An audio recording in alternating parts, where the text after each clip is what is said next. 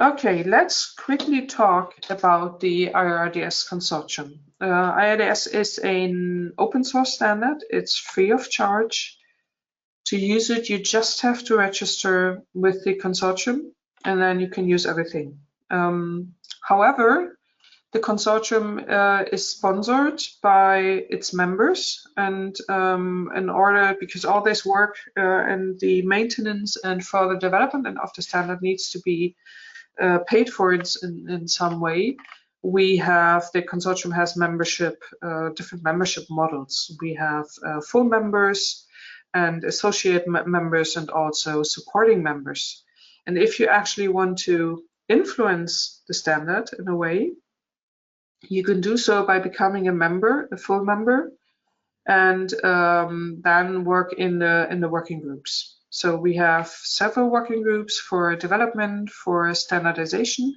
Today there was a press release that iiRDS has reached the pass stage with IEC, with the international standardization, which is very good news, meaning that iiRDS is on its way to becoming an international standard. And we have a working group for tools and validation, which, for instance, managed all the work around the validation tool and the open toolkit. We do have a steering committee that defines strategic goals and aligns iiRDS with other organizations. And if you're interested in exploring iiRDS, that may be interesting for you. iiRDS, the consortium sponsors pilot projects. If you use iiRDS and work with one of the certified service providers, which are listed on the website, you can actually get, I think then it's 5,000. Oh, there it is, 5,000 euro net for your project, which may decrease the money, the budget that you need for your content delivery project, for example.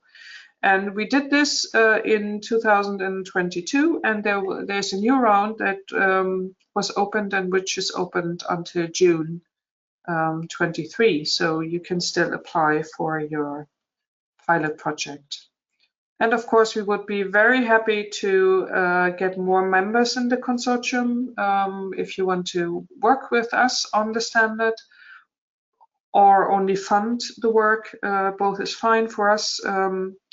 For instance, Siemens and SEW joined in the previous years, and we are very happy to have more industry members now because they drive the requirements.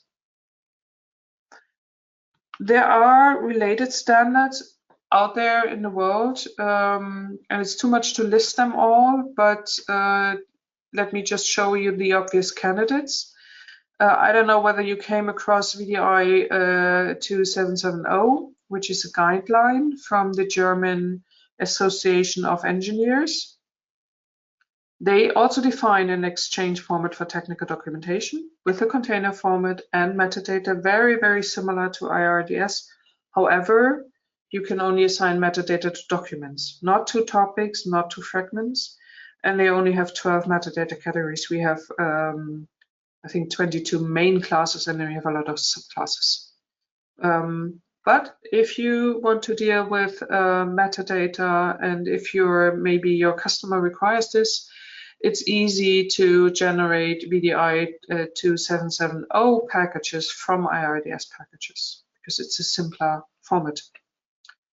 There's also an implementation guide on how to map the metadata of both standards. As I already said before, eClass is a related standard because it's a product taxonomy. There's a cooperation between iiRDS and eClass. And I added some link here on YouTube because Michael Fritz from tekom Germany reported about the eClass cooperation at the TC World Conference in November. And another important standard is the asset administration shell, which is used as a format for the digital twin. So if you want to have a standardized format to represent your components, your machinery, your software in a digital twin, The asset administration shell is one format to use in a standardized format. And iiRDS is currently taking part in 2 research projects that actually implement sample administration shells for iiRDS content. One is the iiRDS handover documentation, and the other one is an administration shell for digital standards, ISO standards, for example. And there are some related initiatives like the Industrial Digital Twin Association and the Digital Data Chain Consortium, which also deal with standards and around smart content and smart components, and which also deal with how to best exchange information between different manufacturers. Okay, so that was a lot of information. You will hear more about how to apply iiRDS in the second webinar. Susanne, when is it? It's on the 5th of May at noon, yeah, at 12 o'clock. It's a noon webinar that we have with Tekom Netherlands on the implementation of iiRDS, yes. Yeah. It's also a free webinar, and you can register also on tekom.eu on the webinar page. It's the same registration process as for this webinar. Yeah, so the colleagues will tell you more about how to actually use iiRDS in the field, and possibly also from their project and project experience. That was not the focus of today, but it's a very good supplement for this webinar. If there are any more questions, feel free to ask them now, and I also entered our contact addresses here if you have any questions afterward or want to contact us.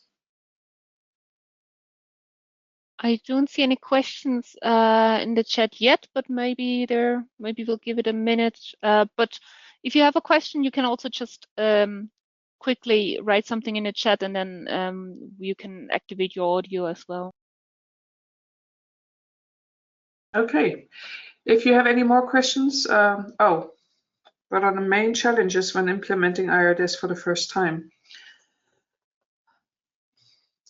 Good question, Lee. I think the main challenge is that mostly the content is not fit for dynamic content delivery.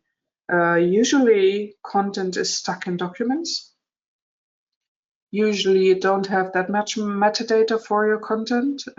So it's even if you have a nice metadata model and a nice content delivery portal that you want to use, you still need the right content for that. That is one challenge. And the other one is actually the systems themselves. As I said, there are some systems that support iiRDS out of the box, but in others you need to implement iiRDS so that it fits the CCMS, for instance. Some have taxonomies, others have metadata labels, others have metadata embedded in XML attributes. So there are different ways of actually assigning metadata to content, and this can be a challenge as well. So these are 2 of my mostly experienced challenges. Shall we call it a day then? No more questions, it seems.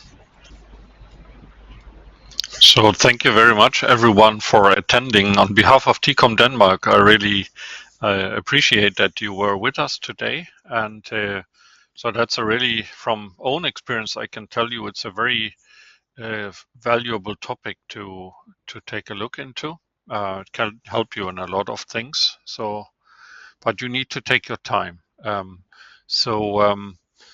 Yeah, so I just put a link into the chat here. I would like to encourage you to take a look at the next events that we are hosting from tekom Denmark. So the next one will actually be already next week, an online meetup on leadership and technical communication. So where we will have one experienced people manager from tekom Denmark, Dorte Sonne from Siemens Gamesa, telling us a little bit, and we can share a little bit. And the next one then will be the 10th of May. But take a look, we have quite a couple lined up for the next meetings. So thank you again for being with us today. It was a pleasure to host this event for you. And thank you, Ulrike, for a great presentation. You're welcome.